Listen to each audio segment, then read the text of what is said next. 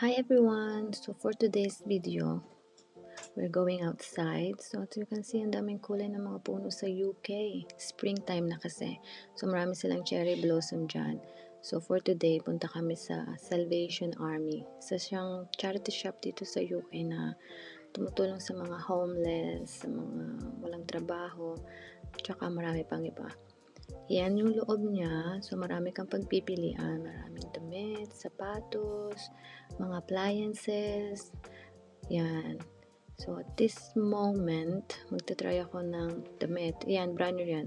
Meron din sila mga second hand, pero mga affordable prices lang naman siya. Tapos, meron din naman sila mga sale. So, parang sa pera natin, parang 1 pound is between 75 or 78 pesos. Parang ganun lang siya. Ayan siya, medyo malaki yan. Kasi malapit yan dito sa parang airport sa tinutuluyan namin. So maraming tao pumupunta dyan. Tapos, punta kami sa isang area, parang another city or another barangay, siguro sa atin. Tapos, pag nakita mo yung scenery yun, di ba ang ganda? Super country road. Tapos, ang dami mga animal dyan sa labas. Siguro sa mga farmers siguro yan. Ito yung another shop nila. Marami sila dyan. Di ba ang ganda? Para lang siyang boutique sa Pinas. Pero hindi mo akalain na yung mga damit is second hand. Yung naka-green is yung asawa ko pala.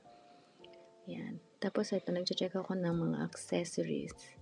So wala lang. Cute lang kasi nila. May kasi sila sa accessories dito. Yung mga bling-bling na sinasabit sa leg. Tapos nagutom kami, so yan, kumain kami sa malapit na restaurant. Pub yan, pero nag-chocolate lang ako tsaka tea kasama asawa ko. Yan yung lunch namin. Mala Asian ng lola mo kasi, ramen. Ito yung another charity shop.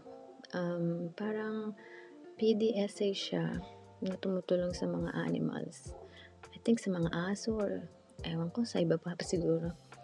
So, yan yung iba pa.